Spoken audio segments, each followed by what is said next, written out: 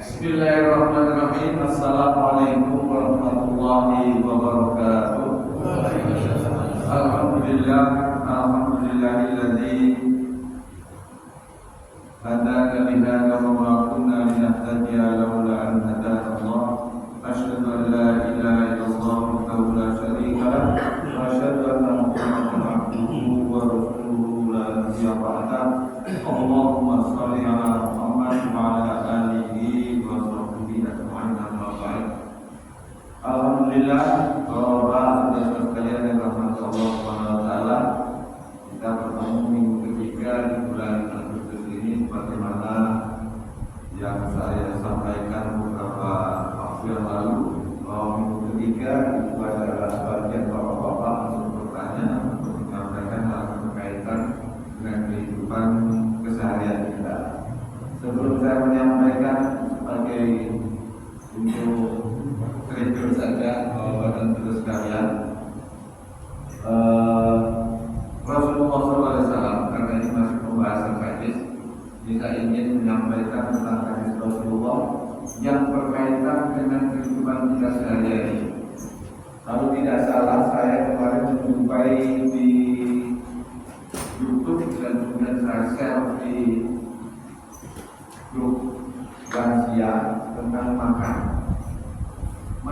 juga bapak dan saudara sekalian berahmat Allah. Kenapa Rasulullah SAW menyampaikan pesan yang pesan ini boleh dipahami secara teks dohirnya, ada juga yang harus dipahami secara maknanya, hikmahnya.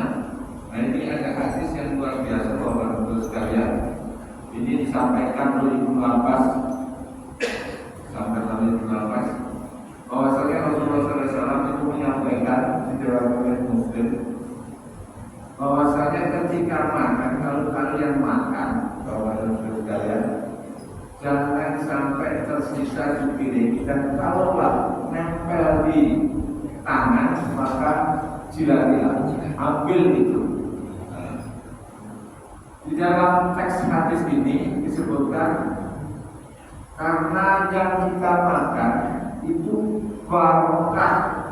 Makna barokah itu sudah saya sampaikan. Barokah yang kita makan itu tidak tahu di mana letaknya. Boleh jadi yang dikatakan yang tersisa itu yang ada barokahnya. Itu di teks hadis. Kemudian bapak dan saudara sekalian yang dalam keseharian kita, saya sejak itu saya menyampaikan short ya. Short itu di sana disebutkan betapa manusia itu porosnya dan penurunan. Di sana disebutkan bapak dan saudara dalam short YouTube itu disebutkan Indonesia ini jumlah penduduknya 200 juta. Kalau satu orang itu menyisakan satu biji beras satu, itu kalau dihitung itu kurang lebih 4 ton. Karena itu oleh yang menyampaikan itu bahwa satu biji beras itu kalau ditimbang 1 gram itu jumlahnya sekitar 50 biji. Dan kalau itu 15 menjadi kilo kalikan bagi sekian bagian bentuk itu 1 orang makan 3 kali jumlahnya 240 ton tiap hari 240 ton terbuang beras hanya menyisakan 1 butir beras. Saya coba makan beberapa hari ini sebelumnya kayak apa. Ternyata saya itu sisanya lebih dari 10 lah.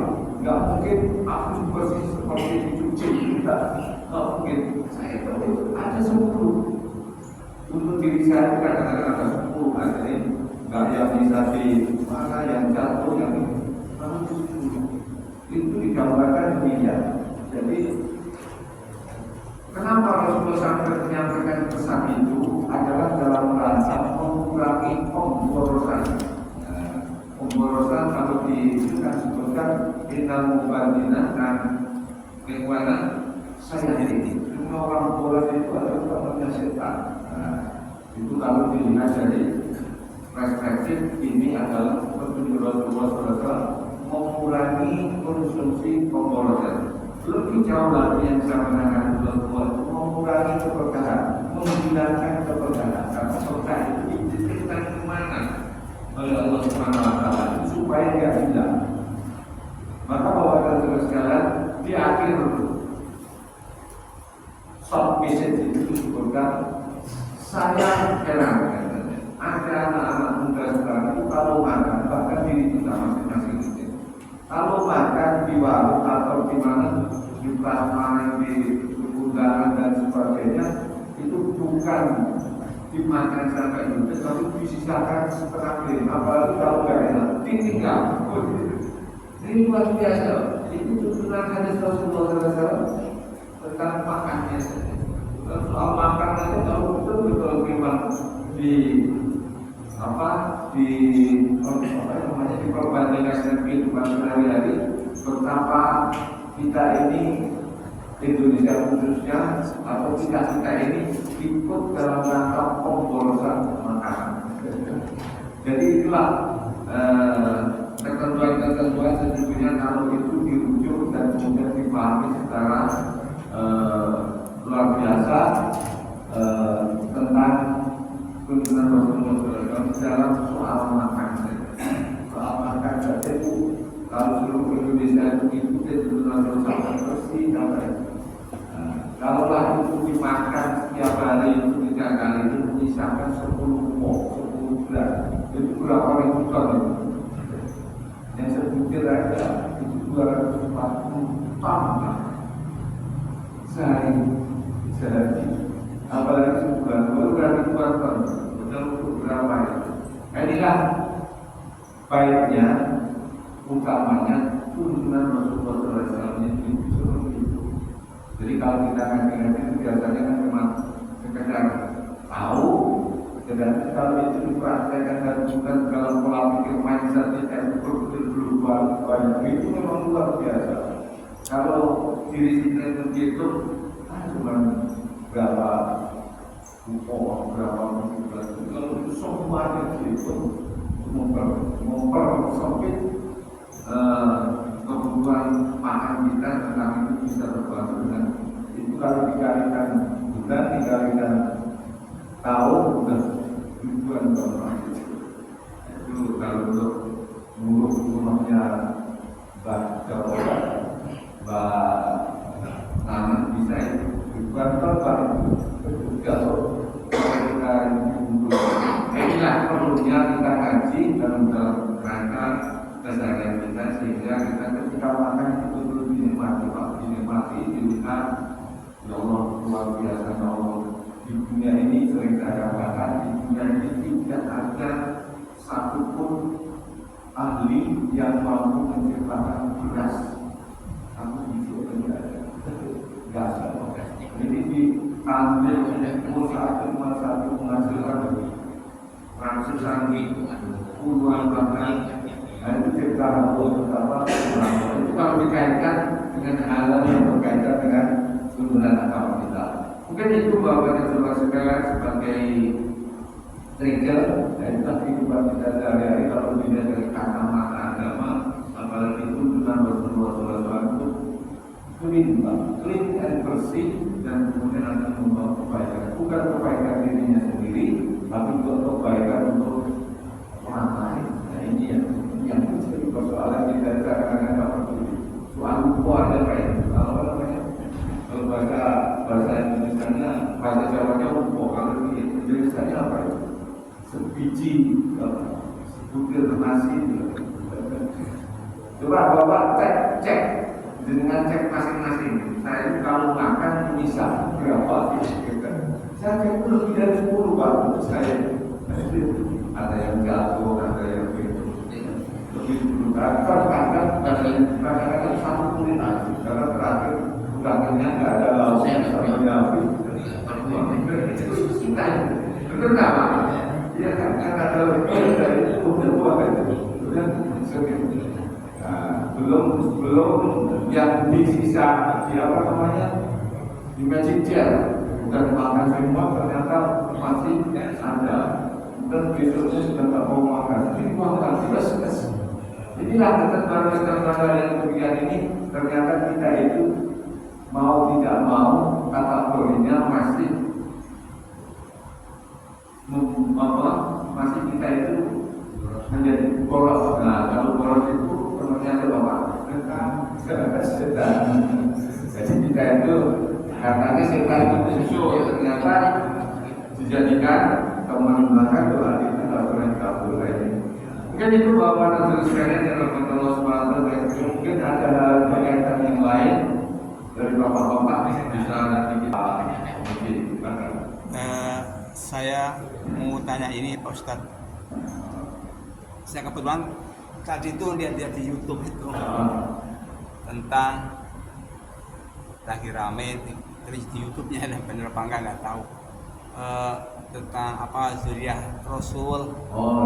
Ya nasab dengan yang bukan gitu kan. Sikap kita itu terus bagaimana? Jadi saya sempat baca juga ada yang bagus itu dari siapa itu bahwa lebih baik kita mencintai yang salah daripada membenci yang benar gitu. Kalaupun yang kita salah, yang kita cintai ternyata bukan zuriyah Rasul kan masih tidak apa-apa, tapi kalau yang membenci keturunan Nabi kan nanti bertanggung jawabannya. Itu nasab itu di mana ya, kalau nanti kita diskusikan bersama tentang nasab Nabi, tentang nasab zuriyah Rasul. Sebelumnya satu lagi guys, siapa yang mau? Assalamualaikum warahmatullahi wabarakatuh. Ustaz, saya kemarin itu waktu ditanya sama saudara itu tapi saya nggak bisa jawab. Nah itu satu ini saya tanyakan dengan bapaknya. Jadi nanti kalau saya ditanya, saya bisa jawab. Pak, suatu saat nanti seandainya kita tuh karena kepada Allah kita tuh ada di surga. Terus kita tuh ngapain di surga? Ya. Nah, ngapain ya? Kita tuh bingung nih jawabnya. Ngapain kita mau ngapain di surga? Gitu. Itu yang apa? Yang saya katakan karena mau minum dulu yang di dunia ada dulu karena kayak apa bisa menikmati ada bidadari nah di dunia bisa menikmati di sana aku tak bisa menikmati nah itu yang perlu saya tak bergambar itu terus terang aja karena apa ya biar mengalami Ya.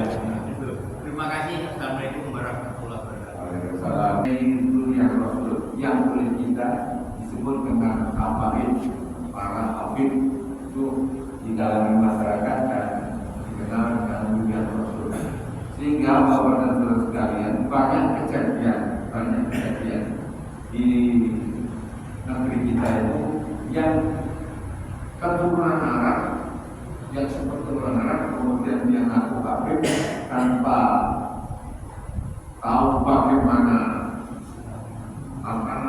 kelakuannya, akhlaknya sudah kita percaya saja. Ini kenapa? Karena memang di dalam masyarakat kita itu masih belum mengerti tentang keberagaman kita. Ilmu agamanya bahasa kalau ilmu agamanya masih menurut kata orang. Nah ini yang perlu diteliti. Bapak dan saudara sekalian, maka saya ingin mengurus sejarah. Dalam sejarahnya, kenapa itu ada zuriyah Rasul? Apakah masih ada? Jadi zuriyah Rasul SAW itu yang mempunyai anak, Rasul mempunyai putra, dalam teori hukum waris Islam itu khususnya tentang keturunan itu dari laki-laki. Ini yang menggunakan laki-laki. Saya punya anak laki-laki, kemudian nikah sama orang lain, keturunan saya dari anak laki-laki saya. Kemudian Pak Citaro punya anak perempuan, kawin dengan laki-laki, itu turunannya keluarga laki-lakinya. Itu berpikir nasab keturunan. Maka harus kita pahami bahwa zuriyah sama zuriyah itu keturunan, bukan nasab. Zuriyah itu keturunan. Jadi keturunan Nabi yang berasal dari laki-laki itu tidak ada, tidak ada. Yang ada adalah keturunan dari putri beliau yang bernama Fatimah. Putri beliau itu semuanya tidak punya anak kecuali Fatimah. Fatimah nikah dengan Ali bin Abi Thalib, sepupunya, sepupu Rasulullah SAW, dinikahkan dengan anaknya. Kemudian Bapak Rasulullah punya anak laki-laki namanya Hasan dan Husain. Hasan dan Husain inilah yang kemudian menurunkan putra dan putri dari Rasulullah SAW. Inilah yang kemudian disebut dzurriyyah Rasul, dzurriyyah keturunan sampai tersebar ke seluruh dunia. Ada kalanya Bapak dan Saudara sekalian dalam perspektif sejarah, dzurriyyah Rasul yang lolos secara jernih net itu cuma satu, namanya Zainal Abidin.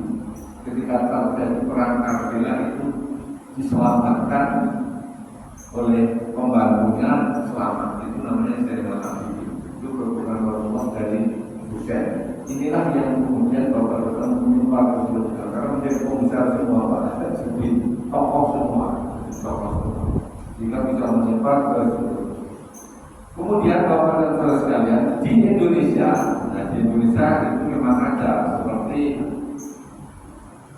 Sunan Ampel, itu adalah keturunan dari Rasulullah silsilahnya, wallahu a'lam. Dan ketika cuma terima secara saja Pak, menyelidiki tidak bisa. Kita teksnya bukan kita dari sejarah.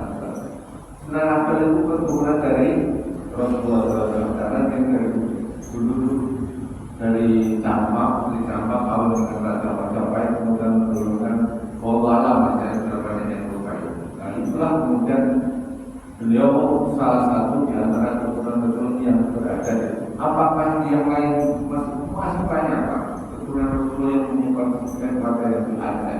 Kemudian ada di mana-mana. Nah ini kemudian Bapak dan Saudara sekalian, ketika Belanda menjajah Indonesia, ini baru menjajah Indonesia, dan kemudian dalam rangka memperkuat penjajahannya lebih lama, maka salah satu ini saya juga dari kumpulan-kumpulan ini banyak bahwa baik di Google maupun di YouTube itu mengimpor orang Yaman. Jadi, salah satunya itu adalah Usman Mufti Betawi itu adalah yang dimasukkan oleh penjajah Belanda untuk menjadi mufti di Indonesia. Konon katanya itu diakan menjadi dzurriyyah Rasul, sehingga fatwanya itu diikuti semua. Sebagian besar Bapak dan Saudara sekalian, karena teori Belanda itu, teori Belanda itu untuk membongkar, mengalahkan bangsa Indonesia kembali itu susah. Makanya ada begitu, infiltrasi lah bahasanya. Belajar ini sehingga orang ajaran itu tidak berkembang secara baik di Indonesia itu. Dakwahnya itu tidak berkembang secara baik. Sehingga apalagi di Jawa itu masih kulturnya masih ngikutin kata pembesarnya. Itu banyak Pak aspek-aspek sejarah. Nah inilah Bapak dan Saudara sekalian yang kemudian Bapak dan Saudara diyakini, nah ini yang kemudian diyakini itu memang keturunan Rasulullah, tapi melihat kelakuannya kadang-kadang ini benar-benar pantas. Rasulullah itu lembut, orang memandang semua. Ini ada yang melakukan Rasulullah, terus untuk berkata teriak-teriak, ngomongnya kasar-kasar, binatang ngomong semua. Ini gimana? Ini persoalan-persoalan yang demikian itu Bapak kata. Tapi anehnya pengikutnya itu ada yang pasti betul. Karena mereka dicepak itu, pokoknya yang semua ikut dunia Rasul itu terbebas dengan keturunan langsung masuk surga. Dan kita yang tidak pernah ngaji, usia aja, yaudah, ini nggak salah tapi mencintai. Nah itu akhirnya yang model-model itu pengikut-pengikut itu. Ini persoalan-persoalan yang demikian itu maka perlunya dakwah yang terus. Dakwah itu tidak berhenti terus. Nah ini yang perlu kita sikapi tentang nasab atau dunia Rasulullah Shallallahu Alaihi Wasallam. Yang dimaksud dunia itu adalah keturunan. Kalau keturunan itu dari zaman lalu sampai sekarang berapa keturunan kita tidak tahu, jatuh beberapa. Dulu ada mengatakan kalau era sekarang itu termasuk 30 keturunan. Ada yang waktu saya misalnya sekitar 35 keturunan jatuh ke 35 macam-macam lah. Saya tidak tahu, tapi intinya itu Pak. Jadi apakah nasab atau dunia itu sekarang masih ada, pasti ada. Karena nanti kalau dikatakan hadis Rasulullah hari akhir menjelang kiamat itu nanti yang disebut dengan Imam Mahdi. Bentuk keyakinan baik di keimanan Imam Mahdi itu adalah berasal dari keturunan Rasulullah SAW. Nah ini, jadi mau nggak mau kita itu percaya Pak, harus percaya. Gitu. Jadi dunia sekarang masih ada. Karena di dalam hadis Rasulullah SAW itu nanti di menjelang yang sebelum datangnya Dajjal itu turun ada seorang pemimpin yang disebut dengan Imam Mahdi.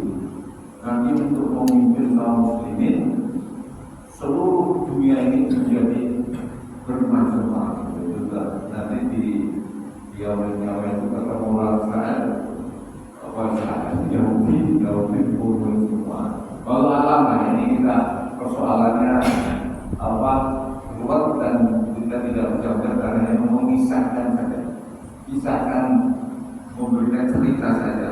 Apa itu betul yang di ABC yang di kita betul bahwa jawabannya bahwa tapi kita yakini itu yang Rasul itu memang sampai menjelang hari kiamat. Karena besok Imam Mahdi itu adalah salah satu dari keturunan Rasulullah SAW. Nah ini kalau dikaitkan dengan Nabi Ibrahim, mantap ini ya. Itu memang sudah ada catatannya. Cahaya itu belum di sini sudah lahir lagi. Bapaknya itu nanti sudah ada contohnya, sudah ada. Allah Allah. Mungkin itu Pak Puji mengenai dunia Rasulullah SAW. Dan itu memang dalam budaya kita kalau sudah dianggap orang yang menjadi keturunan Rasulullah, orang yang mempercayai orang yang dibukit itu menjadi bebas masuk surga, akan masuk surga. Jadi kaitannya masih banyak dari yang tidak jauh. Apakah ada yang sekarang masih ada? Itu teman yang Ferry, maka bicara Ferry yang dibuka. Tidak. Dan memang Bapak yang luar biasa Pak, luar biasa. Tapi yang Allah kita akan tahu semuanya itu Allah yang menghubungi kita. Susah menjawab pertanyaan Pak Uji, kemudian Rasul itu seperti apa? Saya tidak bisa jawab, tapi secara sejarah itulah yang kita. Jadi prosesnya masih banyak. Ada yang ngaku-ngaku keturunan Rasulullah karena memang dulu Belanda datang itu mendatangkan orang-orang yang dari Yaman terutama. Nah, makanya disebut setelah rapi-rapi kan ini Anies terus ke Yaman macam-macam yang suka itu macam-macam. Ada Abdul Bikin itu ada itu. Adalah hal-hal yang semacam itulah proses kita menuju itu kedatangan masalah selain yang perdagangan yang menurunkan Sunan Ampel, Wasono dan lain-lain yang menyebabkan itu memang ada sebagian yang disebut dengan Julian Rasulullah. Itu proses sejarah saja Pak. Saya menceritakan sejarahnya saja. Kemudian yang kedua, Bapak dan sekalian, tentang nikmatnya surga seperti apa, bagaimana yang disampaikan Rasulullah. Surga itu tidak bisa dibayangkan, tidak bisa dilihat, dan belum pernah seorang pun melihatnya, dan tidak pernah seorang pun mendengar seperti apa, dan tidak pernah terbesit di dalam hati seperti apa. Tidaknya surga itu. Tapi Bapak dan Saudara sekalian, secara teks di dalam Al-Quran itu banyak yang mengisahkan tentang nikmatnya surga. Nikmatnya surga itu banyak sekali. Kalau ada nikmatnya surga itu semuanya serba ada. Semuanya belum harus ada tentang makna surga itu. Kalau ditanya itu gimana nikmat itu ngapain? Ngapain ditanya? Oh kalau itu sampai mengaji saja itu udah. Kalau mau jelaskan kan susah, saya pun juga tak bisa menjelaskannya. Kalau begitu nanti saja. Nah, itu yang paling enak begitu. Kalau selalu menjawab itu, kalau minta jawaban dari saya. Karena dalam Al-Quran banyak Pak. Bapak bisa membayangkan perasaan orang Arab, panas, terik, banyak. Apalagi itu kemudian digambarkan surga itu adalah tajri min tahtihal anhar khalidina fiha. Jadi di depannya mengalir air. Orang Arab kan kalau ada berpikir kan susah. Orang Arab itu kan dulu pencinta arah, arah ya. Dulu dari terbuat dari rumah atau anggur yang difermentasi kemudian dari bukan mampu. Kita pakai itu sehingga tentang proses pengkaramannya minuman keras itu berproses waktu. Karena memang sudah mendarah daging bahasanya, mendarah daging. Maka digambarkan di dalam Al-Quran sungai-sungai yang mengalir di situ arah, yang tidak memabukkan, itu seberapa saja yang memabukkan. Semuanya itu cuma gambaran-gambaran sebagai apa ya, jiwa bangsa indahnya seperti apa. Itu juga tokohnya indah. Kalau orang Indonesia dibilangin biar depannya sungai bukan indah lagi, malah petak itu begitu. Macam-macam ini hal yang juga tidak bisa dijelaskan, tapi intinya bahwa surga, kalau bicara kenikmatan surga itu tidak bisa dibayangkan. Hatiku tidak bisa mendengar manusia yang indah, komentar semua itu bangunan yang paling indah.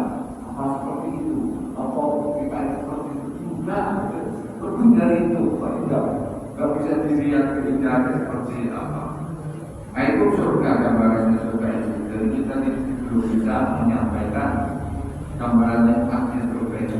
Tapi maksudnya digambarkan juga surga itu dalam beberapa ayat itu bisa disebut ketika kita sudah di dalam balik-balik ngobrol itu dilayani oleh anak-anak muda, kemudian makannya terserah, makan sapi gunung, makan buah-buahan yang lain-lain di dalam wakil itu tulang oleh ngobrol salah itu ada teman sebutkan itu memang kayak seperti itu yang dibawa alam. Kalau gambaran orang kita lebih dari itu. Mungkin itu baik. Jadi kalau memang ditanya terus jawab terus suruh ngapain, suruh ngaji gitu. Nanti kalau sampai jawab, perlu hadisnya keindahan surga itu mata belum pernah melihat, kuping juga belum pernah mendengar karena ada musiknya itu. bersih. Terus gimana mau menjelaskan? Terus ngapain? Kan gimana? Mungkin itu ada jawaban yang perlu. Ada yang ngapain buat jawaban ini? Silakan saja. Ada yang memberi apa? Silakan teman yang di sini tentang nasab sama itu dari tentang surga. Boleh. Saya akan menceritakan kisah di film. Ini orang Barat, Nasrani. Dia membuat film judulnya Adam dan Hawa. Adam dan Hawa itu betul-betul di surga Firdaus. Jadi Adam diciptakan dari tanah. Nah, sebenarnya dari tulang rusuknya. Kalau di film itu ceritanya Adam dan Eva. Jadi orang Barat mengatakan Hawa itu Eva. Nah, suatu saat mereka betul-betul telanjang belum ngerti dosa ya. Jadi di situ sudah ada surga Firdaus itu tamannya, airnya bersih, terus ada binatang sudah ada monyet, ada soang, ada pisang, ada apa nah. Di situ lihat pisangnya, Adam dan Hawa itu begitu melihat monyet makan pisang, mereka si Adam ini mau makan pisang, naluri laki-laki nggak sabar, diputar-putar ini, nah baru Eva dengan sabarnya kupaslah pisangnya. Nah terus melihat seorang laki kafir, belum ngerti dosa, ya hanya ketawa-ketawa saja. Suatu saat mereka lagi rebahan itu datanglah setan itu berjerman dari ular itu jerman setan, dibisikin, Eva, walaupun kamu cantik, Adam, makanlah buah kuldi itu. Nah begitu makan buah kuldi, peringatan pertama nggak jadi, peringatan kedua begitu dia jedar langsung Adam. Nah nalurinya itu Pak langsung pergi ke kemaluan ditutup. Begitu ditutup, lari bisa antara Adam dan Hawa. Nalurinya manusia kalau yang ular ini bunuh nggak, karena kata itu. Ketemu sekian ratus tahun, ketemu di mana begitu kita di Mekah sana, ketemu di Jabal Rahmah ya, pertemuan akan berapa. Jadi saya pikir berarti di surga itu juga antara manusia dengan binatang juga dibuat binatangnya. Terus pohon pisang di situ berarti pisang juga buah surga.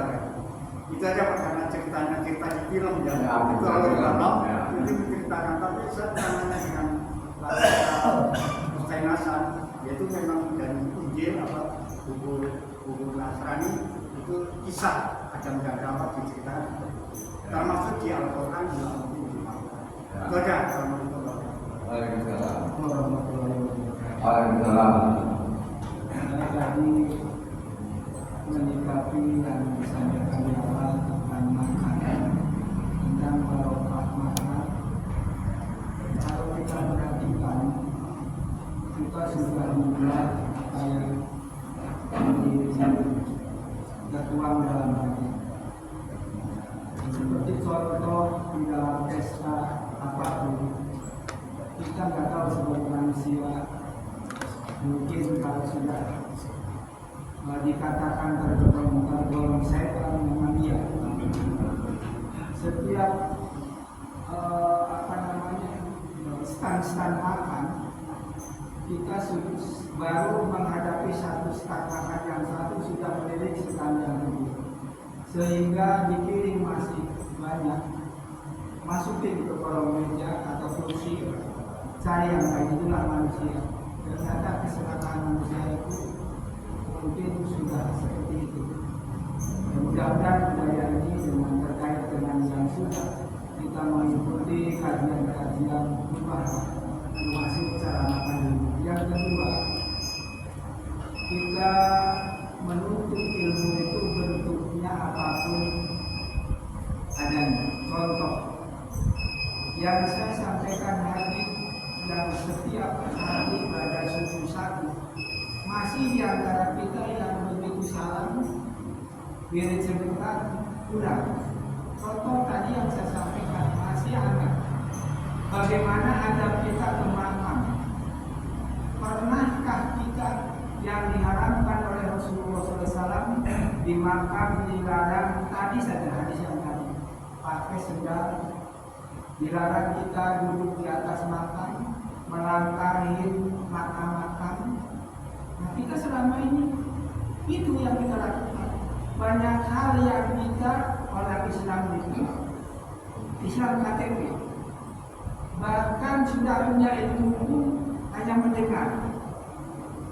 Ya contoh tadi yang saya ingin sampaikan, dirinya yang menyampaikan saja baru sadar bahwa barokah makan pada pihak kita makan di piring itu di mana letaknya. Mungkin satu butir empat yang di tangan yang kita sering langsung cuci tangan di situ. Makanya jangan salahkan kita, jangan salahkan Allah bahwa barokah pada diri kita tidak muncul. Saya kira itu bahasa Indonesia. Ada dua perubahan dari diri kita mulai saat ini dari hal yang kecil. Itu kita lihat dari rahmat Allah SWT apa yang disampaikan Bang Bagio maupun Citarum semuanya adalah memperkuat saja bahwa keyakinan, tapi benar apa yang disampaikan Bang Bagio itu samanya bahwa film-film barat tetapi itu muncul kepada kitab-kitab Alkitab ya, baik yang dari Taurat maupun dari Injil itu sudah direvisi bahwa di secara saya. Kemudian mengenai yang tadi saya disampaikan oleh Pak Dharma, yang memang kita itu seperti itu nanti ini kalau memang berkaitan dengan ini nanti insya Allah dibahas tentang hadis yang ke-9 dari 9 nanti ada yang berkaitan dengan apa yang disampaikan Pak Dharma. Mungkin itu Bapak dan Ibu sekalian yang Allah SWT cepat sekali kalau memang belajar itu menarik seperti ini diskusi. Insya Allah nanti kita sambung lagi minggu depan melanjutkan hadis ke-9 tentang jangan banyak bertanya persoalannya dan kemudian kemampuan kita tidak sebagaimana yang diinginkan dari Rasulullah SAW yang memang kita manusia Allah. Nanti kalau itu kita bahas secara baik, mungkin ada 3 kali pertemuan untuk hadis yang ke-9. Mungkin itu saja. Mari kita tutup ini dengan berdoa dan kemudian kita tutup dengan Allahumma